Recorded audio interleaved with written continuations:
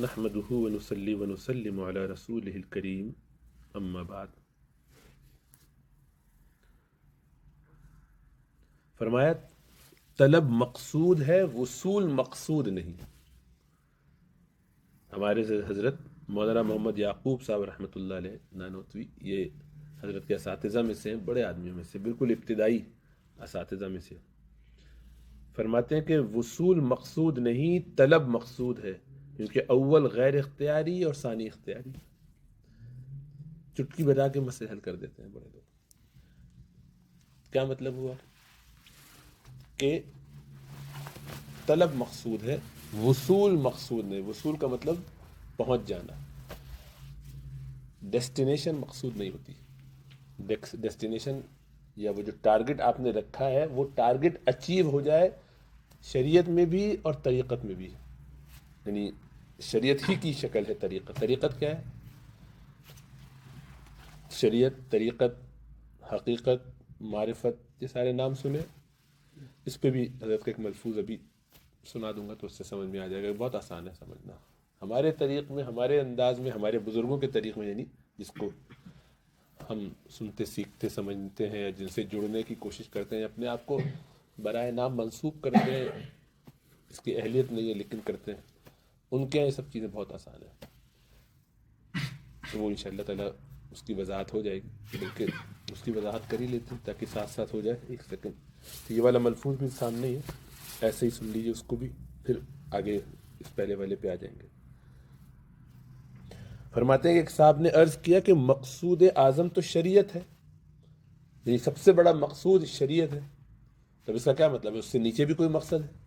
تو حضرت نے فرمایا کہ یہ ایک ہی چیز ہے، یعنی شریعت بس یہی مقصود ہے اور کچھ مقصود مطلوب نہیں ہے، اس کے مقابل کوئی چیز نہیں، یہی اصل ہے بس جو نبی اکرم صلی اللہ علیہ وسلم نے تعلیم دی ہے۔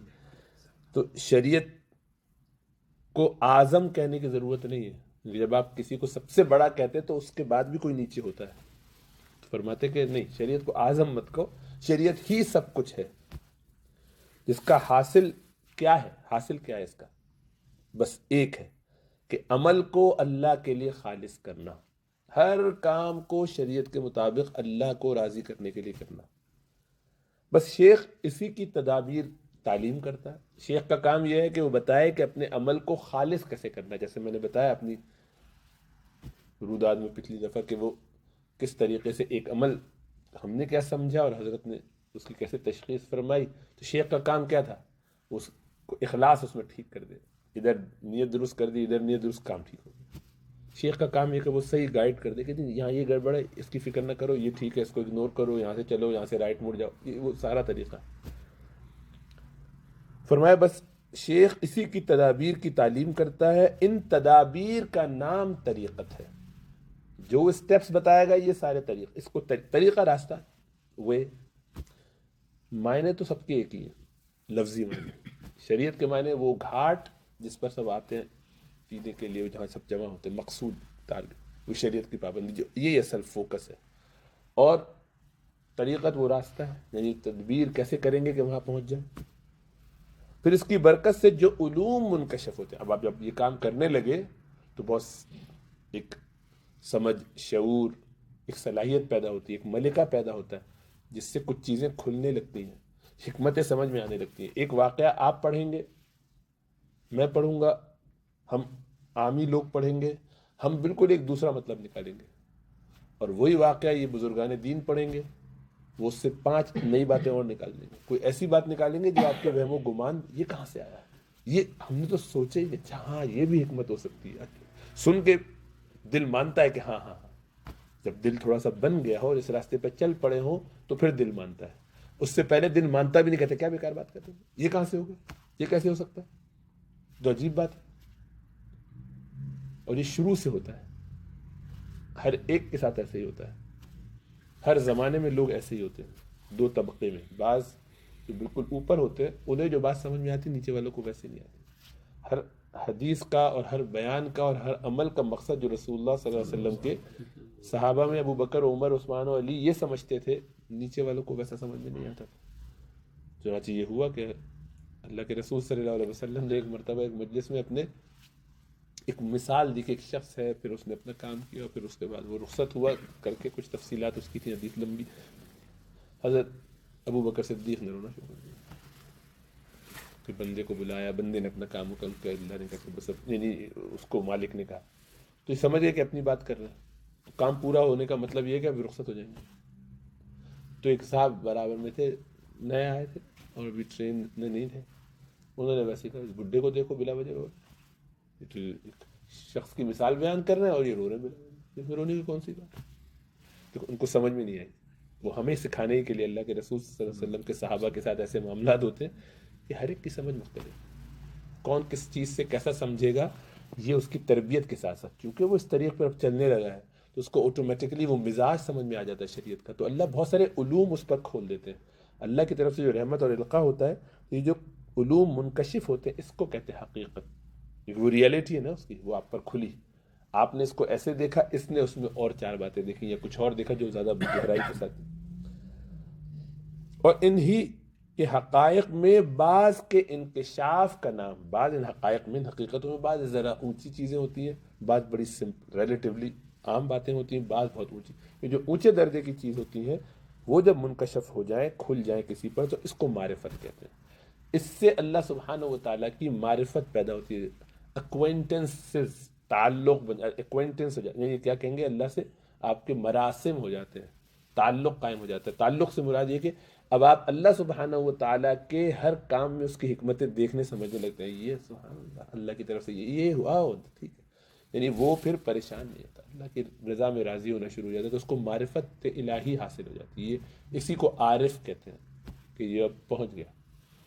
عارف باللہ جسے کہتے ہیں فلاں کہ عارف باللہ، اللہ کو پہچاننے والا، اللہ کو جاننے والا. عرفان اللہ کا اس کو حاصل ہو گیا، معرفت حاصل ہو گئی. باقی اور جو کچھ ہے، مراقبہ، مکاشفہ، ذکر و شغل، سب اسی مقصود کے معین اور متمم ہیں، مدد کرنے والے ہیں اس کام کو آگے آسان کرنے میں، اس طریق پہ چلنے میں. متمم ہے، اس کو کمپلیٹ کرنے والے، اس کا اتمام کرنے والے ہیں. کیا کیا؟ مراقبہ جو کیا جاتا ہے، بیٹھ کے سوچ رہے ہیں کہ ہم اس وقت اللہ کا ذکر کر رہے ہیں، رسول اللہ صلی اللہ علیہ وسلم کی تعلیم کے مطابق تلاوت کر رہے ہیں، قرآن پڑھ رہے ہیں، نماز پڑھ رہے ہیں، اور بیٹھے سوچ رہے ہیں کہ مراقبہ یہ کر رہے ہیں کہ اللہ سبحانہ وتعالیٰ اس وقت مجھے دیکھ کے کیسا خوش ہو رہے ہوں گے، اللہ نے کیسی توفیق دی ہے، اللہ نے کتنا فضل فرمایا کہ میں فجر کی نماز میں آ کے بیٹھا ہوں، صف میں انتظار کر رہا ہوں. نماز کا جب تک انتظار کرتے ہیں تو دیکھو کتنی برکتیں ہوتی ہیں، فرشتے دعائیں کرتے ہیں. یہ سارے خیالات اس کو آ رہے ہیں کہ اللہ اس وقت مجھے پیار کر رہے ہوں گے، اللہ خوش ہو رہے ہوں گے. فرشتوں میں اللہ سبحانہ و تعالیٰ باقاعدہ مباحات کر رہے ہوں گے. حدیث میں آتا ہے کہ اللہ سبحانہ و تعالیٰ فخر محسوس کرتے ہیں جب اچھے اچھے کام کرتے ہوئے بندوں کو دیکھتے. دیکھو میرے بندوں تکلیفوں سے گزرتے ہیں، صبر کرتے ہیں، اچھے اچھے اعمال کر رہے. تم تو کہتے تھے کہ یہ خون بہائیں گے، فساد کریں گے، یہ تو اچھے والے ہیں کہ نہیں. سبحان اللہ. تو آدمی اس طرح سوچے، یہ ہے مراقبہ، اس طرح کا احساس کرے، اللہ کی موجودگی کا احساس کرے کہ اللہ کی ہر مخلوق میں اللہ سبحانہ و تعالیٰ کی جلوہ فرمائیاں ہیں، نظر آئے، اس کو دیکھنے لگے، کوشش کرے، سمجھتا جائے، چیزیں کھلتی. یہ ساری چیزیں جو ہیں یہ اس راستے تک پہنچانے میں مدد دیتی ہیں. اس راستے کے گویا یہ آپ کی ضروری اجزاء ہیں کہ جو آپ کے ساتھ جتنے زیادہ ہوں گے آپ کو آسانی ہوگی. جتنا اب آپ گاڑی پہ چلے جا رہے ہیں بغیر کسی ایکسٹرا ویل کے بھی چل سکتے ہو، لیکن ایکسٹرا ویل ہو تو آسانی رہے گی. ایکسٹرا آپ کے پاس ایئر پریشر کی کوئی چیز ہے، کچھ کھانے پینے کی چیز ہے، گاڑی کو ذرا آسان چلانے میں کچھ آئلنگ وغیرہ کا بھی اسٹف موجود ہے. وہ ساری چیزیں جو گاڑی کو آپ کی اسموتھ کرتی ہوں، ایکسٹرا اس کے اندر کچھ اسیسمنٹس ہوں، ادھر سے وہ شور کرتا ہو بھی ٹریک سے ہٹ رہے ہو تو وہ فائدہ دے گا. ایسی کوئی چیز ہے کہ جو آپ کو ٹکرانے سے بچاتی ہو تو فائدہ دے گی. کوئی کیمرہ لگا ہوا ہے، یہ سب چیزیں اضافی ہیں جو آپ کے اس مقصد کو، اس کام کو آسان کرتے ہیں. نئے ٹائر ہیں، فل اس میں ہوا ہے، اور بڑی گاڑی ہے، زیادہ عمدہ گاڑی ہے، ایکسٹرا چیزیں لگی ہوئی، تو جو بھی چیز اس کو کمفرٹیبل بناتی ہو، آسان کرتی ہو، یہ سارے کام تو ان کا کام یہ. بعض اس میں لازم ہوتے ہیں، بعض اس میں ضروری ہوتے ہیں. بعض شیخ کا اپنا ایک طریقہ ہوتا ہے کہ وہ اس طرح بتاتا ہے کہ بھائی ایسے کرو تو ہمیں آسانی ہوگی، اپنے تجربے کی روشنی میں تعلیم فرماتا ہے. تو فرمایا اصل وہی ایک چیز ہے شریعت، اور یہ سب کرنے کے کام ہے، مگر آج کل بجائے کچھ کرنے کے بڑا شغل دوسروں کی عیب جوئی یا فضول تحقیقات رہ گئی ہیں. بیٹھ کے ڈھونڈنے کہاں ہے کیا نہیں ہے. تو فرمایا سب بیکار چیزوں میں مت پڑو. صحیح ہے، تو سمجھ میں آ گیا کہ چاروں کی ترتیب. بہرحال فرماتے ہیں کہ وہ جو ہمارا تھا کہ ہمارے حضرت مولانا محمد یعقوب صاحب رحمۃ اللہ علیہ فرماتے ہیں کہ وصول مقصود نہیں، طلب مقصود ہے، کیونکہ اول غیر اختیاری ہے، ثانی اختیاری ہے۔ وصول مطلوب نہیں، یعنی وہاں پہنچ جانا، وہ ٹارگٹ اچیو کر لینا شریعت کے اندر مقصود نہیں ہے۔ مقصود ہے شریعت کی پابندی کر کے اس راستے پہ اس کی طلب میں لگے رہنا، اس کی تلاش۔ لیس للانسان الا ما سعى، قرآن میں اللہ نے یہی فرمایا کہ انسان کے لیے وہی ہے جس کی اس نے کوشش کی، وہ محنت کر کے کوشش کر کے اس کام میں لگا رہا، کھپا دے۔ اسی کو مفتی تقی اسماعیل صاحب دامت برکاتہم نے جو فرمایا، بار بار میں شعر سناتا ہوں مجلسوں میں مختلف جگہ پر، کیا کیونکہ اس نے پورا وہ بات کو بہت کھول کے رکھ دیا، بالکل واضح کر دیا، اور ہماری بیماری کی طرف اشارہ بھی کر دیا، اور اس کا علاج بھی سمجھ میں آتا ہے کہ جب یہ بیماری تو اس کی اصلاح کرو، علاج کرو۔ قدم ہے راہ الفت میں تو منزل کی ہوس کیسی، یہ ہوس ہے کہ آدمی کو یہ لالچ ہو جائے کہ مجھے مقصود تک پہنچنا ہے، نہیں پہنچ رہا، مجھے کیا اب ایک مقصود، اب پھر یہ کیا کہ جگہ جگہ مقصود اپنے بنا لیے خود ہی اپنے ذہن میں۔ اتنے عرصے سے میں ذکر کر رہا ہوں، کوئی ایسی کیفیت ہی نہیں پیدا ہوتی، چاشنی نہیں پیدا ہوتی، نماز میں دل ہی نہیں لگتا۔ جب نیا نیا بیعت ہوا تو بڑا ایک جوش جذبہ تھا، تو پہلے دن، تیسرے دن، چوتھے دن جو ہے مجھے رسول اللہ صلی اللہ علیہ وسلم کی زیارت ہو گئی، چوتھے دن ہو گئی، پانچویں چھٹے دن ہو گئے، جلدی جلدی، اور اب کچھ ہو ہی نہیں رہا۔ یہ شکایت بھی لوگوں نے کی، اور خود مجھ سے بھی کی، کرتے ہیں لوگ شکایت کہ بڑا مسئلہ ہے، مجھے لگ رہا ہے میری کیفیت خراب ہو، میرا ایمان جو ہے وہ ڈر رہا ہے، پہلے یہ ہوتا تھا اب یہ ہو رہا ہے، میں کیا کروں، پہلے جو ہے وہ مجھے یہ تھا اور اب یہ معمولات۔ یہ انہی ٹارگٹس کو اپنے زندگی کا مقصد بنائے بیٹھا ہوا ہے، ان میں سے کوئی چیز ٹارگٹ نہیں، کوئی مقصود نہیں، اور مقصود تو حاصل کرنے کی فکر ہی نہیں کرنی، اس لیے کہ وہ میرے آپ کے اختیار میں نہیں ہے۔ اس لیے فرمایا کہ یہ اختیاری نہیں ہے، مطلب آپ اس کو ایکوائر نہیں کر سکتے، یہ اچیو کرنے کی چیز نہیں ہے، یہ گفٹ کی جاتی ہے جب اللہ سبحانہ و تعالیٰ دیتے ہیں۔ آپ کہیں کہ مجھے جو ڈسٹنکشن چاہیے، آپ اس کی محنت کر سکتے ہیں، ڈسٹنکشن کا فیصلہ وہ تو ایگزامینر کرے گا۔ آپ لاکھ زبردست پرفارم کر کے چلے جائے، آج کل تو بڑی آبجیکٹو ہوتی ہے، کمپیوٹر ہی کر دے یا آنے پائی سمیت لکھتے ہیں، جو سب بے وقوفی کی چیزیں، ورنہ تو استاد کے اوپر ہے کہ وہ آپ کو پورا اسیس کرے، سال بھر اس نے دیکھا، 5 سال دیکھا، 4 سال دیکھا، اور اس کی بیس پہ وہ اپنا فیصلہ کرتا ہے کہ میرے حساب سے یہ اختیار صرف استاد کو ہونا چاہیے جس نے آپ کو اتنے پورے سال پڑھایا، محنت کی، اور آپ کا رویہ دیکھ۔ اب آپ بہت علامہ ہیں، ہوشیاری کر کے رات میں اپنے اتفاق سے وہی 10 سوال یاد کیے تھے، انہی میں سے 5 آ گئے، تو ظاہر بات ہے آپ کے چانسز بڑھ گئے دوسرے کے مقابلے میں۔ جسے ساری رات محنت کی اور سارے ہفتے مہینے محنت کرتا رہا اور سب سوالات کی، اتفاق سے ایک سوال ان میں سے جو اس نے نہیں کیا تھا وہی آ گیا، یا وہ اس وقت ذہول ہو گیا اس کا، اس بیس پہ آپ نے فیصلہ کر لیا، تو کوئی فیصلہ تھوڑی نہیں، ایسے نہیں فیصلہ ہوتا۔ فیصلہ تو اوور آل اس نے کیا محنت کی ہے، کیا اس کی زندگی، کیا اس کا ادب ہے۔ انتہائی بدتمیز، بیہودہ، ناخلف قسم کا، ناہنجار قسم کا شاگرد ہے، محنت کر کے اسکور لے بھی لے تو کیا فرق پڑتا ہے، اس سے کیا حاصل ہے؟ تو وہ ہے جو کہ ادب سے رہتا ہے، ہو سکتا ہے کہ بلکہ لڑکھڑاتا لنگڑاتا ہو تعلیم میں، چمکا دیا جائے، اس لیے اپنے عمل پہ ناز کر ہی نہیں سکتے شریعت کے اندر، دین کے اتباع میں۔ یہ وہ مقابلے کی چیز نہیں ہے، مقابلے کی چیز ہے نیک نیک کام کرنے کی طلب میں لگے رہنا اور محنت کرتے رہنا، یہ مقابلہ ہے، بس اتنا مقابلہ ہے۔ آؤٹ کم کیا ہے اس کا فیصلہ اللہ کے اختیار ہے۔ تو طلب مقصود ہے، طلب کرتا رہے، طلب کا مطلب کیا؟ کوشش کرتا رہے، سرچ کرتا رہے، محنت کرتا رہے، اپنے آپ کو ہر وقت بس کسی نہ کسی طرح ہاتھ پیر مارتا رہے، لگا رہے، بار بار گرے، بار بار لگے، چیونٹی گر جاتی پھر اٹھتی، بار بار اٹھتی، بس اس میں لگا رہے، اس کا یہ کام یہی ہے۔ اور پھر جب اللہ سبحانہ و تعالیٰ سنوارنا چاہیں گے سنوار دیں گے، اپنے قریب کرنا چاہیں گے کر دیں گے۔ آدمی دروازے پہ آ کے کوشش کرتا رہے، مانگتا رہے، مناتا رہے، وہ بلائیں گے تو آ جائے گا، دروازہ کھل جائے گا۔ کسی کو اللہ سبحانہ و تعالیٰ ایسا جذب کر لیتے ہیں، خود ہی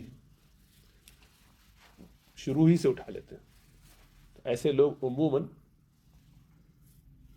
ان کو مقصود حاصل ہو جاتا ہے، لیکن وہ دوسرے کی اصلاح نہیں کر سکتے، تو یہ مصلحین نہیں ہوتے وہ، اس لیے کہ وہ اس راستے سے گزرے نہیں ہیں، خود پہنچ گئے، ڈگری لے لی، لیکن جب ان کو راستہ آتا نہیں، چلے ہی نہیں، ان پر تو ایک خصوصی کرم ہو گیا کہ یہاں سے اٹھایا اللہ سبحانہ چل بیٹی ادھر آ جا، جس پر کرم ہو جائے، جس پر احسان ہو جائے، وہ بھی غنیمت ہے۔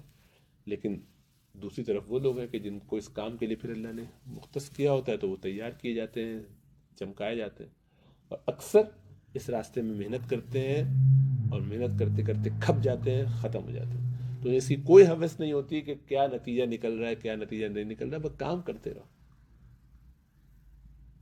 کبھی کسی گائے نے اپنا ٹارگیٹ اچیو کرنے کی فکر نہیں کی، یار میں نے آج ذرا زیادہ کھا لیا، کم کیا ہے، کل دودھ جب 20 کلو دودھ دیا تھا، ہمارے تو کلو میں ہوتے ہیں نا دودھ پاکستان میں، انڈیا پاکستان میں، تو 20 کلو دودھ وہ دے گی لیٹر، اب جو آج بیٹھی ہوئی کہ آج 18 ہوئے تو اب ہم لے کے بیٹھے، کل کا ٹارگیٹ میرا پورا نہیں ہوا تو میں کل جو 22 کر کے پورا کر دوں، کوئی ٹینشن دے گی کبھی کسی جانور کو؟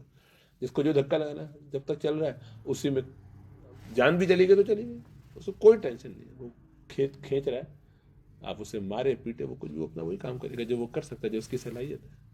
اس سے بالکل بے فکر ہو کہ کل کیا ہونے والا ہے، مجھے صبح ذبح کر دیا جائے گا، اس وقت بھی کھانا مل رہا تو کھانا کھا رہی ہے، اطمینان سے پورے جانوروں کو دیکھا، وہ اس دن صبح اس وقت بھی دیتے ہیں تو بڑی تیزی سے آ کے وہ اپنے خاص طور سے ان کو چنے پسند ہوتے ہیں، اپنا چارہ پسند ہوتا ہے، اور یک کے بعد دیگر چھپا کے پیچھے ذبح کیے جاتے ہیں، انہیں لے کے جا رہے ہیں بچے، اس وقت بھی کوئی کاج چیز آفر کرتے تو وہ بھی لے لیتے ہیں، یہ نہیں کہتے ابھی چھوڑ یار میں تو جا ہی رہا ہوں، کیا تو ٹینشن دے رہا ہے مجھے۔ تو وجہ اس کی کیا ہے کہ ان کو زندگی کا مقصد معلوم، یہی تو ہمیں آنکھیں کھول کے دیکھنا ہے کہ اللہ سبحانہ و تعالیٰ کی اس کائنات میں وہ ساری چیزیں تو موجود ہیں جو ہمیں سکھائی جا رہی، بتائی جا رہی، ان بڑوں کا کام یہ ہے کہ ان کو ہمارے سامنے کھول کے رکھ دیتے ہیں، ہم سوچتے رہ جاتے ہیں اچھا گائے تو ہر دفعہ ذبح کی اور واقعی کئی سال قربانی میں دیکھے جانور، لیکن کبھی ایسے سوچا نہیں۔ تو یہ اللہ سبحانہ و تعالیٰ نے جو طریقے بتائے ہیں بس یہی شریعت ہے، سب کچھ اسی کے اندر ہے، تو اپنے آپ کو اس میں کھپانا ہے۔ تو قدم ہے راہ الفت میں تو منزل کی ہوس کیسی، یہ ہوس ہے، اس میں مت پڑو، یہ پردہ ہے، حجاب ہے اللہ آپ کے درمیان، یہاں تو عین منزل ہے تھکن سے چور ہو جانا، اپنے آپ کو کھپا کے ختم کر دینا، یہی منزل ہے، اس اور منزل کو مت ڈھونڈو، وہ جو اصل منزل ہے وہ اللہ کی طرف سے مل جائے گی، وہ تمہارا کام نہیں، تمہیں تو محنت کرنی ہے۔ آپ سے اتنا میں نے واقعہ بارہا سنا ہے کہ وہ صاحب کسی اللہ سبحانہ و تعالیٰ کا خواب میں دیدار ہوا، ایسا ہوا کہ اللہ سبحانہ و تعالیٰ کے پاس گویا میں موجود ہوں، سوال جواب پوچھا، اے اللہ سبحانہ و تعالیٰ مجھے بڑی آپ سے محبت ہے اور بہت آپ کے لیے میرا دل چاہتا ہے کہ میں کچھ کروں، آپ مجھے کوئی الگ سے کوئی کام بتائیں، یعنی ایک کام میں بس ایسا ہو جو میرے لیے ہو، 1 to 1 مجھے بھی کوئی کام بتا دیں، آپ کے لیے میں کچھ کر پاؤں، یعنی مجھے کوئی کام بتائیے، خاص کام۔ اللہ سبحانہ و تعالیٰ نے فرمایا کہ بھائی یہ تمہارے گھر کے برابر میں جا کے دیکھو ذرا دائیں طرف، جب ایک بڑا سا چٹان کا ٹکڑا ہے، میں اس کو دھکا لگا، جو صبح اٹھے بہت خوش ہیں، سبحان اللہ کی طرف سے ایک کام مل گیا، دھکا لگا رہے، سادے سادے لوگ جو ہوتے ہیں دھکے پہ دھکا لگایا جاتا ہے، کچھ ظاہر بات ہے ہلنا تو تھا نہیں، پھر واپس آئے، تھوڑا ریسٹ کیا، کھایا پیا، کچھ ڈنڈ ونڈ پہ لے جو بھی کر سکتے تھے، پھر دھکا، 3 دن تک رگڑا اپنے آپ کو، لگا کہ پسینے پسینے ہو گئے لیکن وہ ٹس سے مس نہ ہوا، تو چھوڑ دیا۔ 2-4 ہفتے کے بعد پھر وہی کیفیت پیدا ہوتی ہے جیسے انسانوں میں وقت اوپر نیچے ہوتا رہتا ہے۔ اللہ سبحانہ تعالیٰ خواب میں پھر محسوس ہوا کہ اللہ کی میں مجلس میں ہوں، کچھ یعنی اللہ سبحانہ تعالیٰ کچھ فضل فرما رہے ہیں، ان کی کچھ تجلیات محسوس ہوئی، تو کہا کہ یا اللہ مجھے کچھ کام بتائیے، بندے تجھے بتایا تو تھا کام بتایا تھا تجھے، یا اللہ آپ نے دیکھا میں نے کتنی محنت کی، جان کھپا دی اپنی، لیکن وہ ہلا ہی نہیں، ہم نے کام کہا کیا تھا تم سے کہا تھا دھکا لگانے کے لیے، ہلانے کو کب کہا تھا تم سے؟